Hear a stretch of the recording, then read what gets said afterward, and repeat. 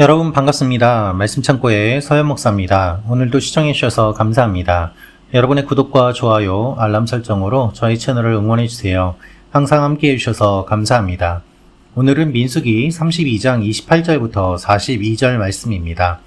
오늘 말씀도 계속해서 요단강 동쪽 땅에 대한 이야기가 기록되어 있습니다. 요단강 동쪽 땅을 달라고 하는 갓 자손과 르우벤 자손이 여호수아와 각 지파들 수령 앞에서 이야기하고 맹세하고 요단을 건너가서 싸우겠다고 이야기를 합니다. 오늘 이 말씀을 통해서 우리에게 주시는 하나님의 마음을 함께 묵상하기 원하는데요. 우리가 알 수 있는 내용은 무엇인가 하면 바로 하나님 앞에서 진실되게 약속을 지켜야 된다라는 것입니다. 모세는 여호수아에게 이야기합니다. 왜냐하면 실질적으로 이제 가나안 땅에 들어가서 정복을 하게 될 사람은 모세가 아니라 여호수아이기 때문입니다.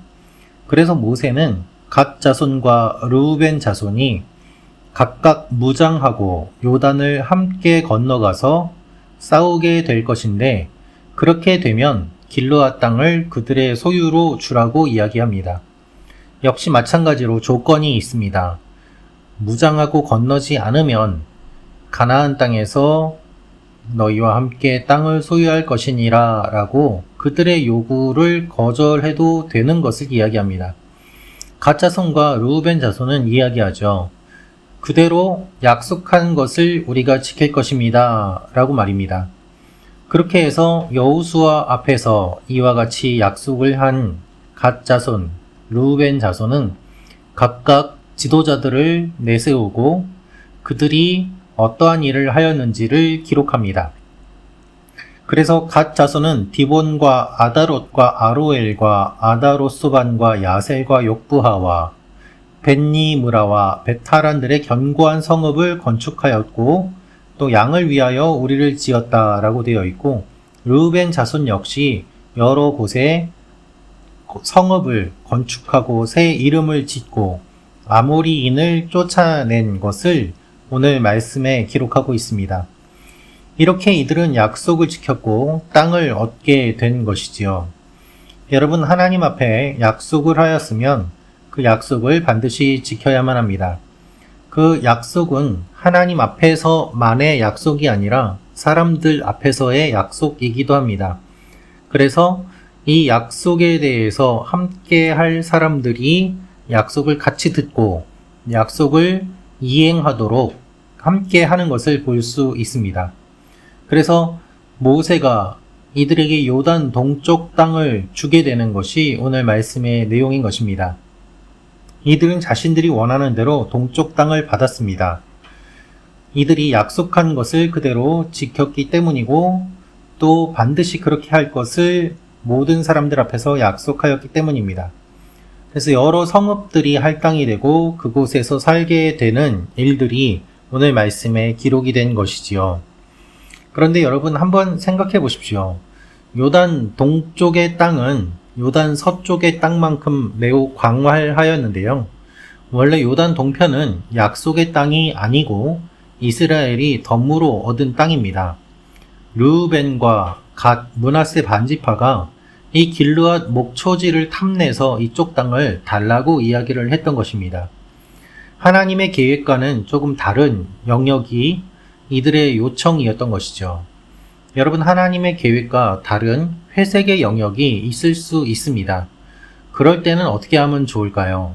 그럴 때에는 함께 기도하고 하나님께 물어보고 사람들의 동의를 구하면서 의무를 다하고 책무를 다함으로 그 일들을 판단할 수 있습니다. 하나님께서 어떻게 하실지 명확하게 말씀하시지 않은 부분들에 대해서 이 땅을 달라고 이야기하였는데, 이 땅을 달라고 이야기하는 이 절차와 과정을 우리가 지금 계속해서 보고 있는 것입니다. 사랑하는 말씀창고 가족 여러분, 우리의 신앙생활에서 또 우리의 교회 생활에서 우리 가정에서 직장에서 회색의 영역이 생각보다 많이 있습니다. 어떻게 하면 좋을까? 우리가 고민도 되고, 하나님이라면 어떻게 하실까? 우리가 고민도 합니다. 그러나 그러한 고민의 끝은 어디로 이어져야 될까요? 결국 사람들과의 관계 가운데서 동의를 얻어야 되고 하나님 앞에 약속을 신실하게 지키는 것으로 증명해야 합니다. 이렇게 해서 결국 요단 동편의 땅을 이들이 얻게 되지 않았습니까? 그렇다면 이들이 얻은 이 땅에서 이들은 행복하게 살았을까요? 그렇지 않습니다.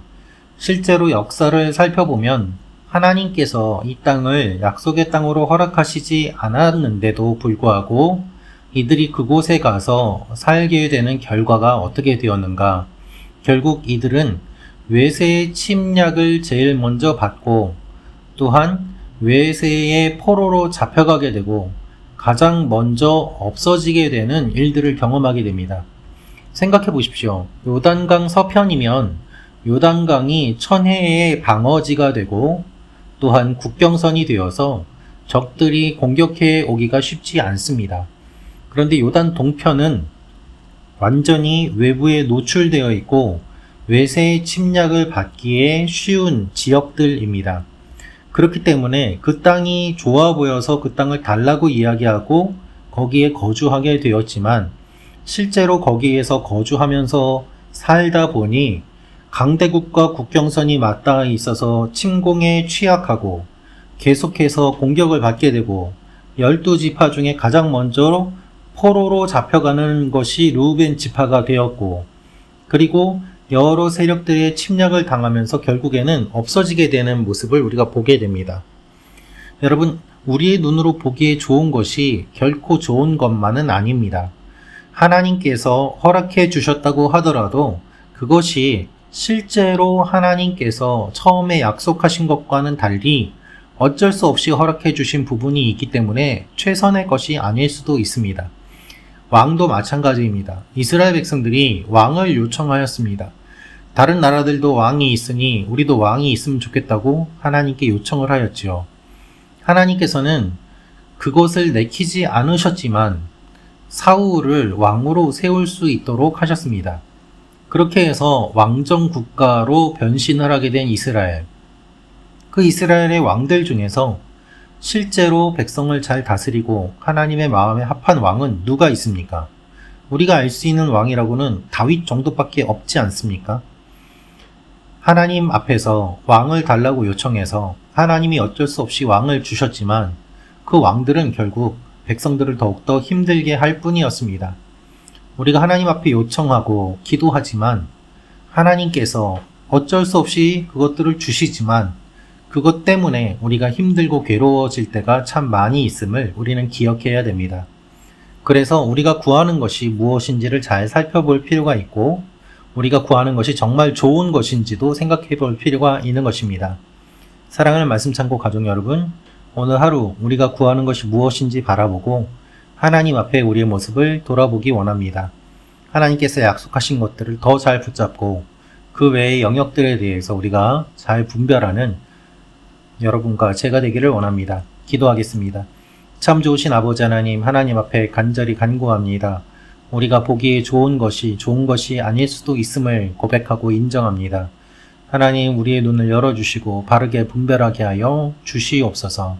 하나님께서 원하시는 일들이 일어나게 하시고 하나님의 뜻에 순종하며 나아가게 하여 주옵소서. 예수님의 이름으로 기도합니다. 아멘.